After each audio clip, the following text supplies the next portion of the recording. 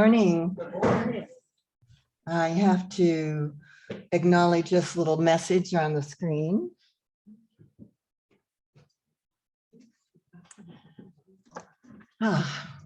It's Mother's Day.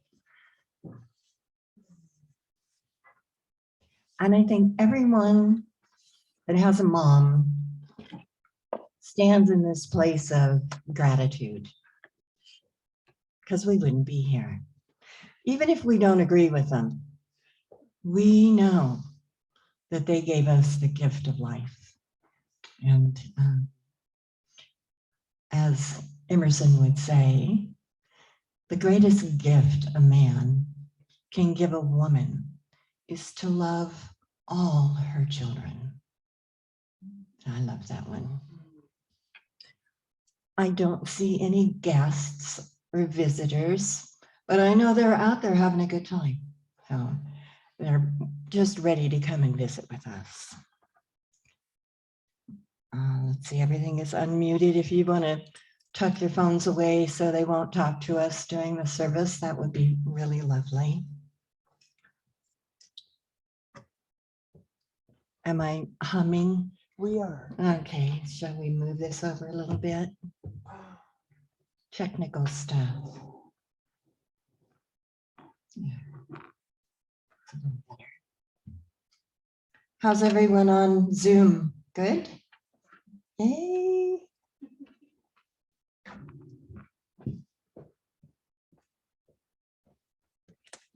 Today is, hi, welcome.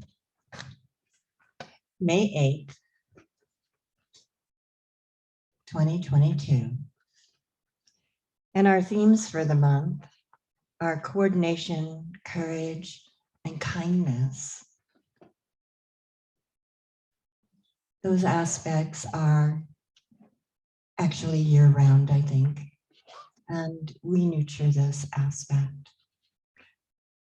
If we get quiet and centered, our dear friend John Milan will be playing his flute music.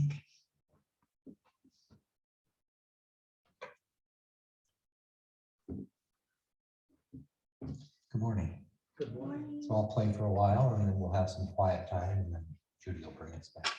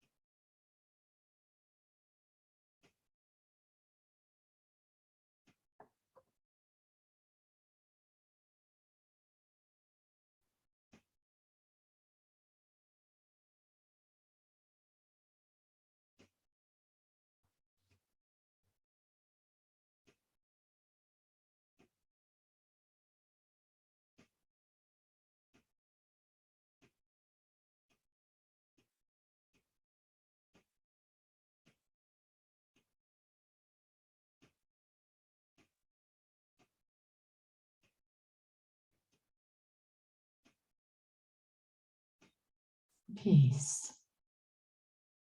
harmony, balance, well-being as we come back to our bodies and we see, we hold all the peace within ourselves. That was beautiful, John. Thank you.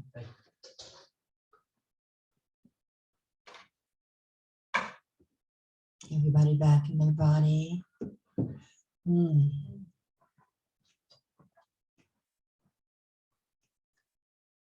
I think sometimes we don't realize how much we need even 5 minutes of meditation. Gives us a great gift. Our spiritual thought for this morning is L.J. Bull. Give her a hand.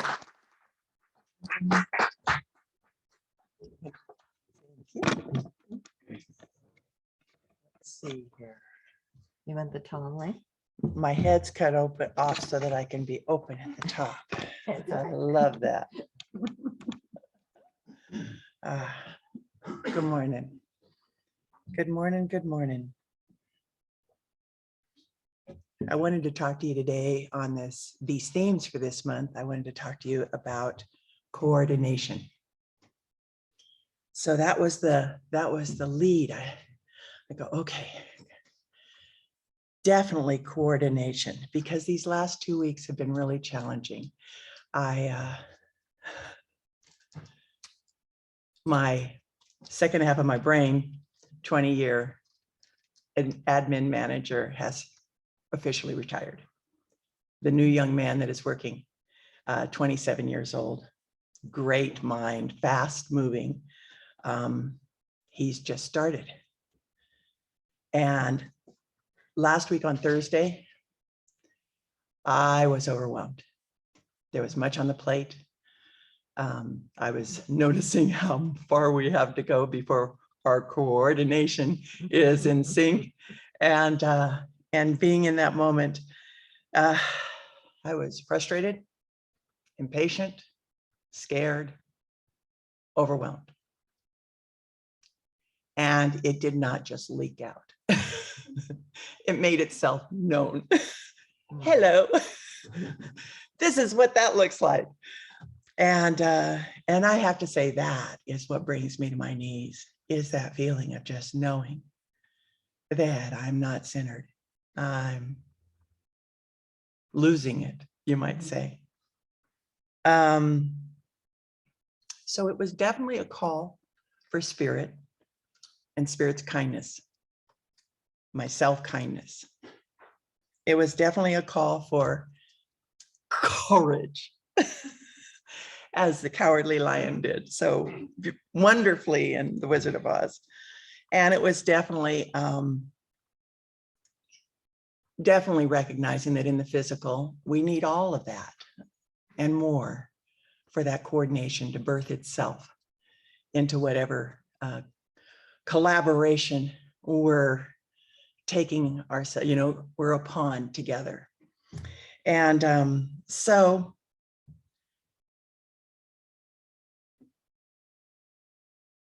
I wanted to read what is meant by coordination. And it said that the meaning of coordination is a complex systems in the root word coming to order. And that, and of course I had an example of that from my past, because I don't know what it's like for everybody else at this time, if you're, 55, 60 above. But boy, do the memories flood in. They just flood in from childhood and young adulthood. And the one that came in for coordination was dribbling, playing basketball. Now, keep in mind, I did not play basketball in high school or college. I played basketball at early 30s with some girls in a rec league, women in a rec league. And so I'm playing basketball and I'm racing those legs down to get that ball in the basket. Yes, I am dribbling, I'm not traveling. and I'm dribbling and I am racing and my legs are going as hard as they could. And my hands thought that they should go as hard as they could too. So I thrust the ball at the backstop and recognized that I had not coordinated quick feet to soft touch. That it was a complex thing. It wasn't just all hurry up. And I go, oh, okay. That was the call for coordination that I hadn't learned how to do yet. And so I remind myself with my employee that we have the call that we haven't gotten to yet. We're getting there. We're on the journey. And so Sundays here at the service, how many times are we blown away by the coordination? Like Patty will say, she just loves the way it all comes together. Patty Hummel, she'll mention that. And I'm remembering the time that Patty and I actually chose the same topic to be on. Meaning out of the 3 themes, we chose the same one. But what we shared kind of fit like a glove. We weren't in each other's space. It just fit. And that makes me think of Spirit's coordination of us always. Complex, all of us together, and yet we're coming together and we're bringing those unique gifts, unique timing in the special ways that they show up.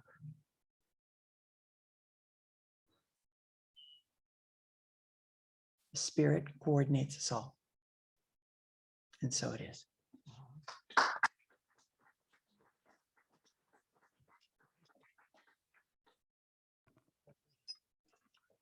I'm coordinating right now. Thank you. That was beautiful, LJ. Thank you. Here's more music for us.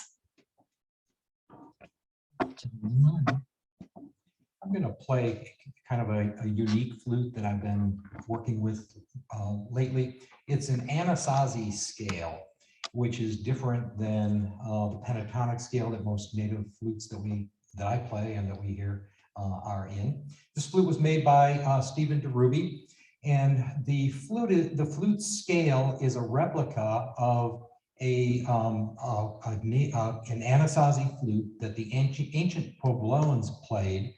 And it was discovered in 1930. It was discovered by some archaeologists digging in a cliff dwelling in northeast Arizona. And it was dated back to the year 620 AD. So it's a really old scale. And I like to imagine when I'm playing it, what these ancient Puebloans were, how they were playing it. It's a tremendously complex little instrument in that it has 4 major scales depending on how you play it. So I'm going to just play up and down the scale to let you hear what that is, and then I'll play something with it.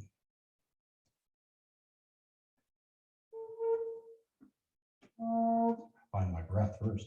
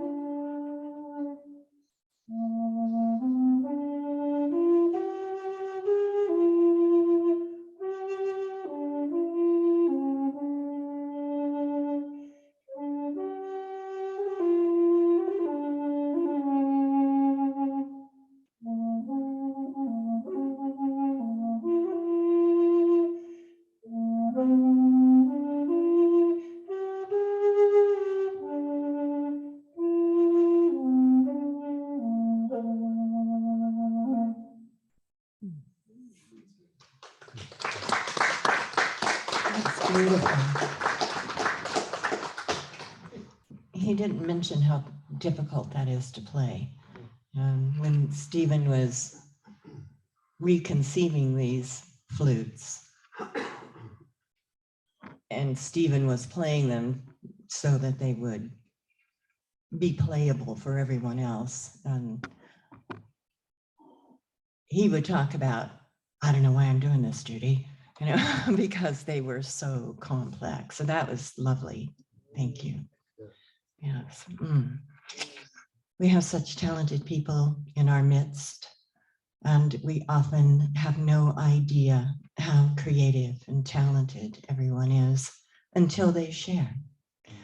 And speaking of sharing, is our speaker, Reverend Joe Bull.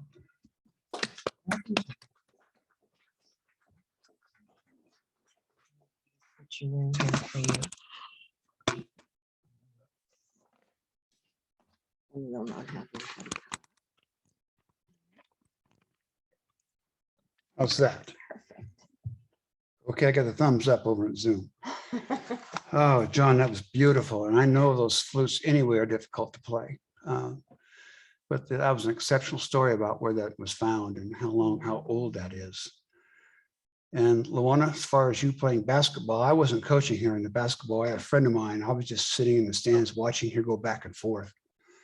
And her face was getting really bright red. And I said, Jim, you better pull my wife because she's about to die. So she would take her breaks and catch her breath. But she got better every game too. Pretty soon she wasn't launching the ball. She was actually putting it up like she's supposed to. And she actually scored points. So it was quite an improvement. That 1 year was enough. Oh, I want to talk to you guys about courage this morning.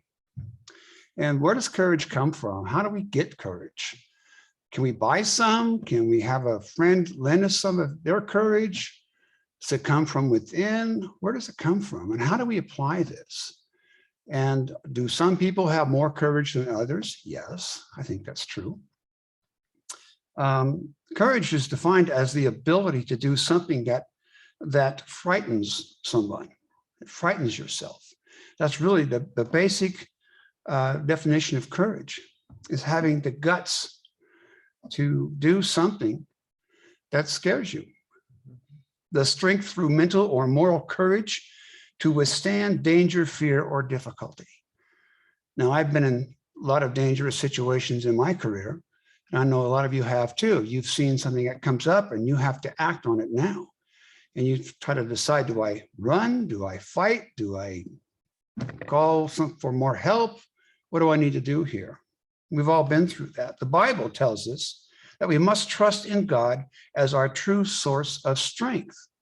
Strength and courage go hand in hand. After all, we know that God goes with us. God will never leave us and nor forsake us. We know this. Spiritual meaning of courage, of course, is the opposite of fear.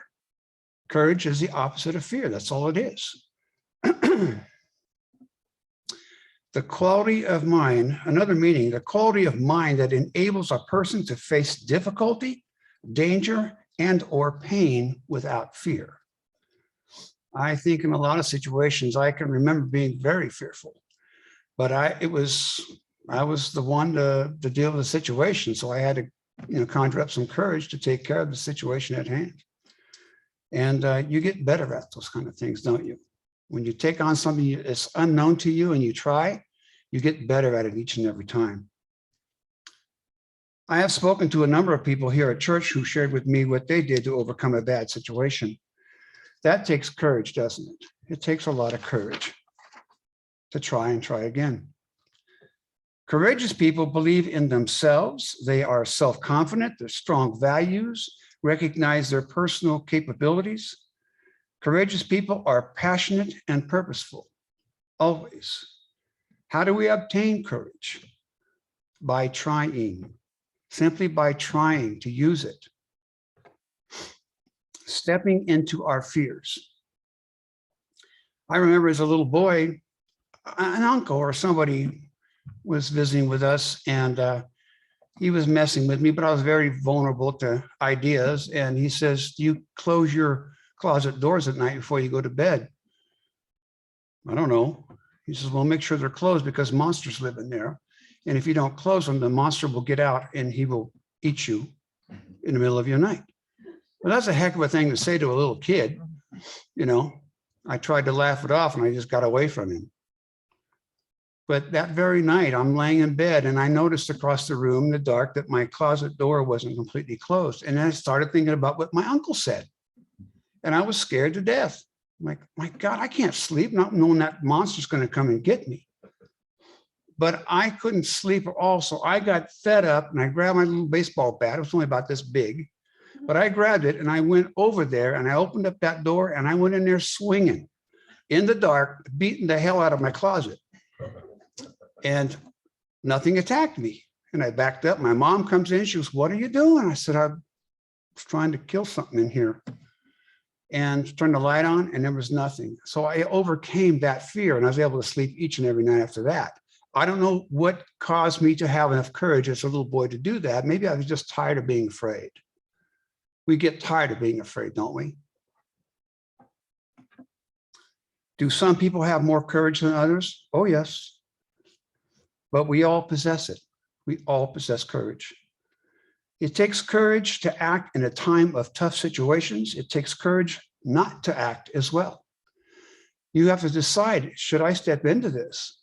Do I have the capability or the guts to step into this? Or do I back off and call for more help? Or what should I do? But it also takes courage not to press something. It takes courage to act in a time of tough situations.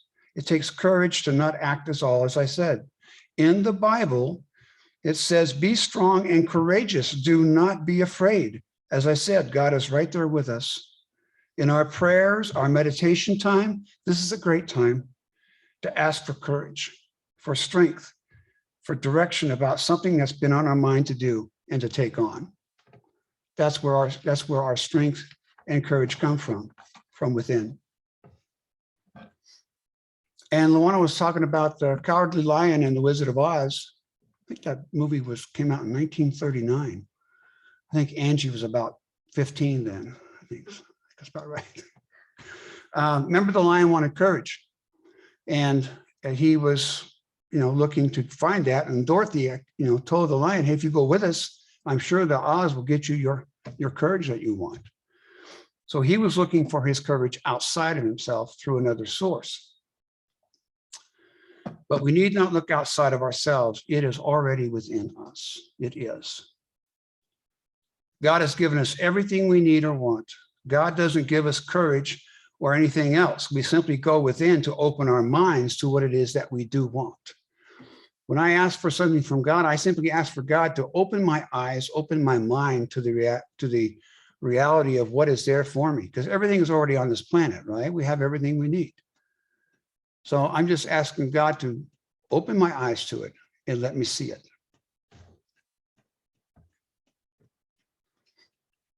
Some of us have more courage than others, as I said. Step into our fears and we will realize there wasn't anything to be afraid of in the first place. If we're willing to step into a fear that we've been sidestepping because of that fear, we will find out it really wasn't that big a deal. It really wasn't. That's how we learn. We have all overcome doubt, fear in our lives. Riding a bike, remember that? First time we tried to ride a bike, I was scared to death. I was going to fall down. But you saw all the other kids riding them, you wanted to ride the bike. You got past that fear. Maybe you had somebody guiding you as you were riding it, as you learned. Same thing as riding a horse or driving a car. It takes time and it takes courage. I remember as a kid in elementary school, oh gosh, the teacher was asking us to do a written assignment and she gave us individual assignments, so they're all different. So we did that. And then she surprised us and says, "Now I'm going to have each and every one of you come up to the podium and give us a 5-minute dissertation on what you wrote about." I'm thinking, oh God, I'm halfway back in the class. So I kind of put my head down behind the big guy in front of me so she wouldn't call on me. And she goes, hey, Joey, why don't you come up here and start? I'm like, oh my God. So I got up there, but I had my notes. I had my report. I figured I could just read it. And she goes, I'll take your report while you're giving it. Oh, I bombed it. I bombed it terribly. I was scared to death. I had cotton mouth. I didn't know what, I forgot what I was thinking, because the mind narrows when fear steps in, right? I did terribly, terribly. I wanted to see the other kids do it first so I could kind of get a feel for it.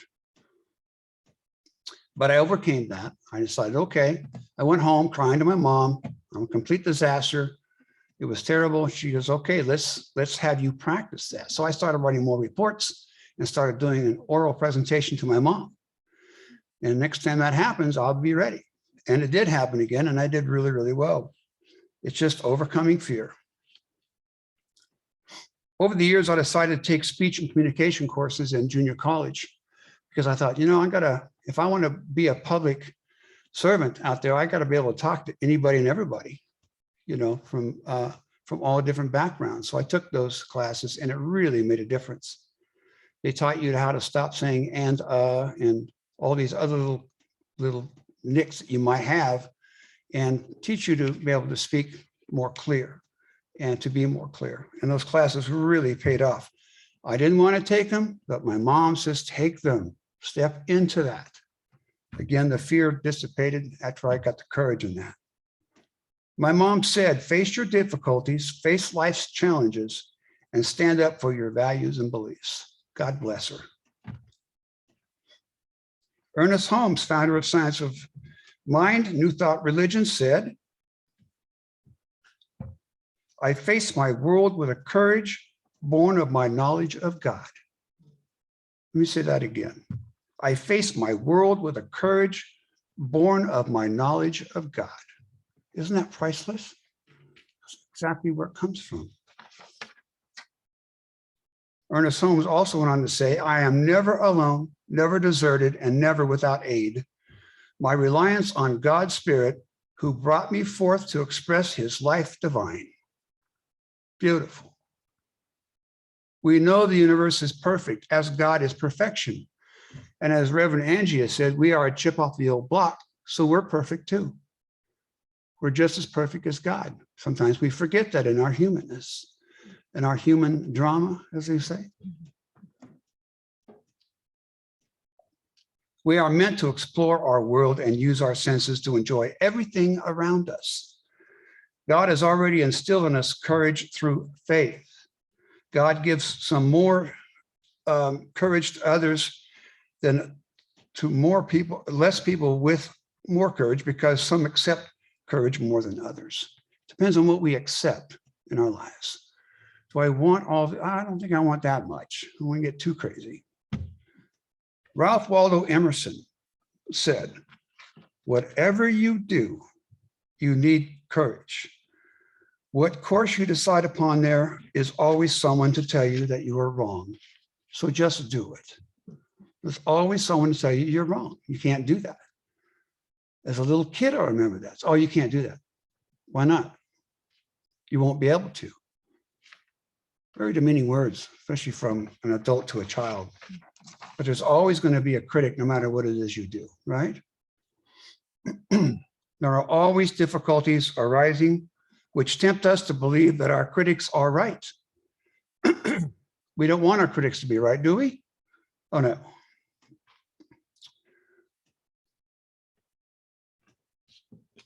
Emerson also went on to say this, to map out a course of action and follow it to the end requires some of the same courage which a soldier needs. Isn't that beautiful? I was at breakfast at Deucey's on Friday morning, one of my favorite little places to go get breakfast. It was really, really busy. And there were 2 girls serving and 2 gals cleaning tables and pouring water and coffee. And I know all the girls that work there, but one in particular, her name is Connie. She was the senior most person working. There was no manager there that morning. And they were busy. They were running as hard and fast as they could. And I found a little place to sit. And they went past me and they said, I'll get to you as soon as I can. I said, hey, just catch your breath. It's okay. And finally I got some water and they put my order in. And then I noticed all the girls were just running and kind of panicking. And they all went to Connie. And I could hear them because they weren't very far from me. They're going, Connie, we can't keep up with this. They only have one cook and people are getting mad about this and that. And Connie says, hey, it's just breakfast, okay? This is going to be okay. It's all going to work out. Just do your job, get the food when it's ready and present it to them. That's all it is. And you can see the girls just relax because somebody calmed them down.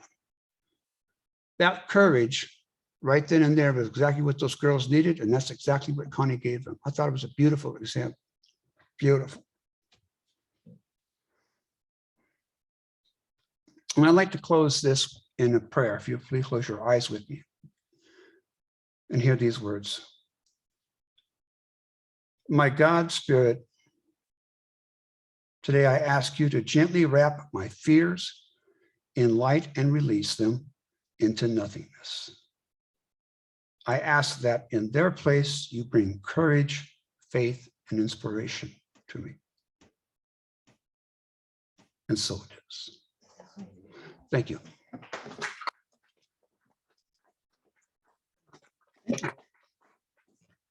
Put this back down here. Thank you.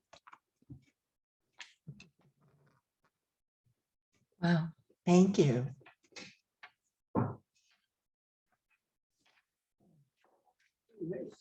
New thought wisdom works every time for me. Yes. Are there any volunteers to help with the offertory today? Oh, I have two.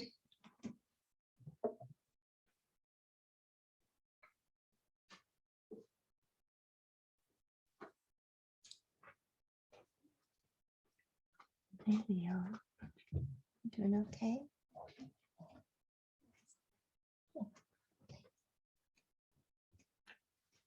Shall we say together the offertory prayer? Divine love flowing through me blesses and increases all that I give and all that I receive. Oh, thank you.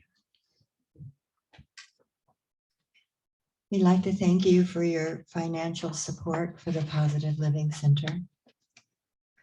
We're a nonprofit organization that is funded by donations only. And your generosity of spirit continues to bring the power and love that we would like to share with everyone and everything. And it helps to build our relationship with the community to be of service. And I know that Missy has information that she's thumbing up that the people that are on Zoom can utilize for offertory.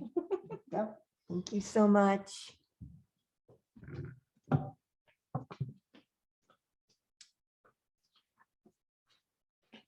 There's also another way for the people on Zoom to access on iFocus.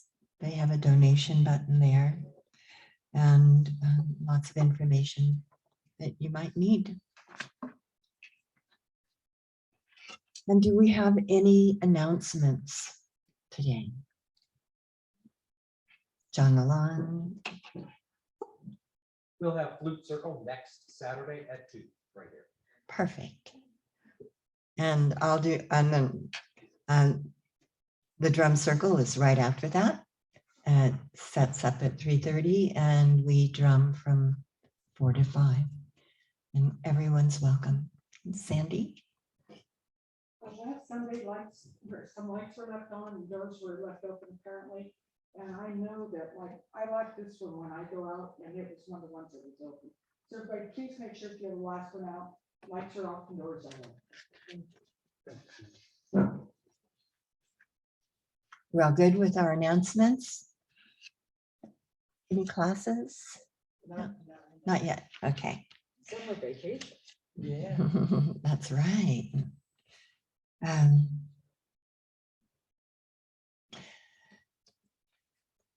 next week is our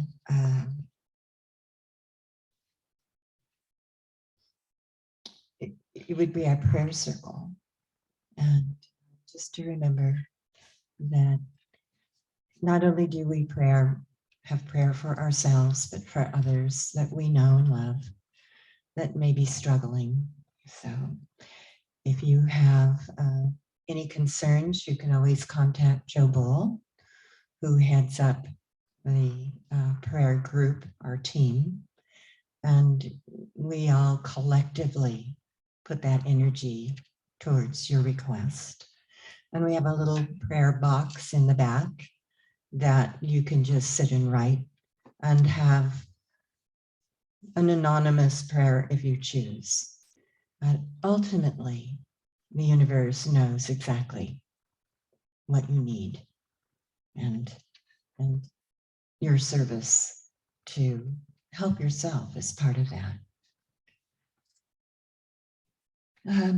Next week, we get to hear LJ Bull again, and her main speaker. And let's see. Now's the time for our prayer of protection. The light of God surrounds me. The love of God enfolds me. The presence of God watches over me. The energy of God is me. And I am, God is, and all is well. And we have another special treat.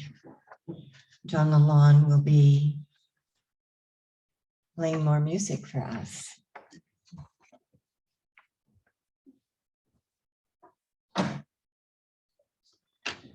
So I wanted something for Mother's Day and did a little bit of searching and actually didn't find anything, but recalled that a favorite song of my mother's, and especially an aunt that was really involved in raising my Sids and I, really loved You Are My Sunshine. So I thought, Mom, Aunt Helen, this is for you. Oh. So I have put lyrics around. I'm going to play through it once. And then if you would join in singing it, we could hopefully have some fun.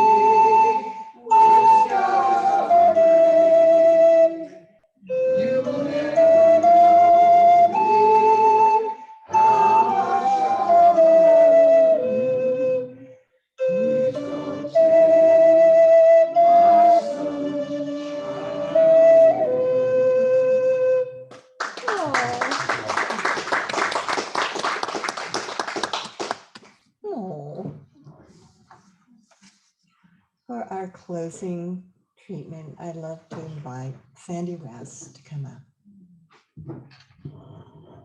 Get yourself in here. There you are. Am I there? It's perfect. Cool. If you all close your eyes and take a deep breath and just give thanks. Let's start with gratitude. Thanks for today. Thanks for our speakers and our music. Thanks for everything that there is in this world for us. The sunshine, the beauty, the tear, our hearts opening and expressing. There's so much to be grateful for. And I accept that we're grateful for our mothers. They brought us into this world. They gifted us with life. That deserves a thank you. Thank you for my life. Thank you for allowing me to be. Thank you for ensuring that I lived. I am so very grateful for all of this and for the church that we have and our spiritual family. And say with me, please, and so it is.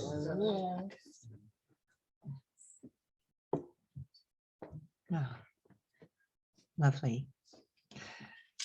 Thank you so much for sharing this day, knowing that this is a part of our existence, our loving energy, our abilities to care for each other. And I hope you have a wonderful Mother's Day. Fill yourself with all that grace. And I know a lot of dads that are great moms too. I have seen it over and over. So bless the balance in our lives. Yes. Uh-huh.